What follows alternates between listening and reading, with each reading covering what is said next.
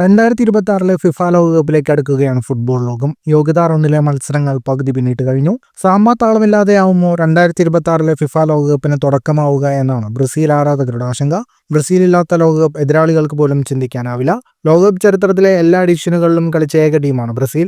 ഇതുകൊണ്ട് തന്നെ ബ്രസീൽ ലോകകപ്പിന് യോഗ്യത നേടിയില്ലെങ്കിൽ ചരിത്രത്തിലെ ഏറ്റവും വലിയ സംഭവങ്ങളിൽ ഒന്നാകും അത്. ഫുട്ബോൾ ലോകം ഇന്റർനാഷണൽ ബ്രേക്കിലേക്ക് വരുമ്പോൾ ലോകകപ്പ് യോഗ്യതാ റൗണ്ടിൽ 2 മത്സരങ്ങളാണ് ഈ മാസം ബ്രസീൽ കളിക്കുക. നിലവിൽ ലോകകപ്പിൽ 32 ടീമുകളാണ് കളിക്കുന്നത്. 2026 ലോകകപ്പ് മുതൽ ടീമുകളുടെ എണ്ണം 48 ഉയരും. ഇതുകൊണ്ട് തന്നെ മോശം ഫോമിലാണ് കളിക്കുന്നതെങ്കിലും ബ്രസീൽ ലോകകപ്പിന് യോഗ്യത നേടുമെന്ന് തന്നെയാണ് ആരാധകരുടെ പ്രതീക്ഷ.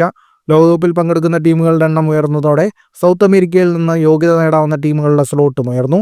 10 സൗത്ത് അമേരിക്കൻ ടീമുകളാണ് ലോകകപ്പ് യോഗ്യത നേടാൻ പൊരുതുന്നത്.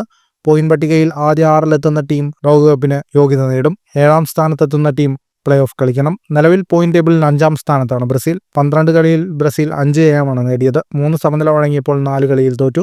ഈ മാസം കൊളംബിയയ്ക്കും അർജന്റീനയ്ക്കുമെതിരായാണ് ബ്രസീൽ ഇറങ്ങുന്നത്. കൊളംബിയയും അർജന്റീനയും ബ്രസീലിന് മുൻപിൽ വലിയ വെല്ലുവിളി ഉയർത്തും.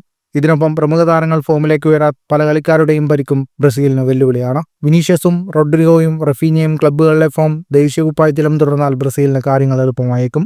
മാർച്ചിലെ 2 മത്സരങ്ങൾ കഴിഞ്ഞാൽ ജൂണിലാണ് പിന്നെ ലോകകപ്പ് യോഗ്യതാ മത്സരങ്ങൾ. ഇക്വഡോറും പരാഗ്വയുമാണ് ജൂണിൽ ബ്രസീലിന്റെ എതിരാളികൾ. സെപ്റ്റംബറിലാണ് പിന്നെ അടുത്ത ലോകകപ്പ് യോഗ്യതാ മത്സരങ്ങൾ നടക്കുക. ചിലിയെയും പിന്നെ ബൊളീവിയയും ബ്രസീൽ അന്ന് നേരിടും. ബ്രസീൽ ലോകകപ്പിന് യോഗ്യത നേടാനാവാതെ പോവുക എന്ന സാധ്യത വിദൂരതയിൽ തന്നെയാണ്. ഫുട്ബോൾ ലോകത്തെ കൂടുതൽ വാർത്തകൾക്കും വിശേഷങ്ങൾക്കുമായി സ്പോർട്സ് കഫേ സബ്സ്ക്രൈബ് ചെയ്യുക.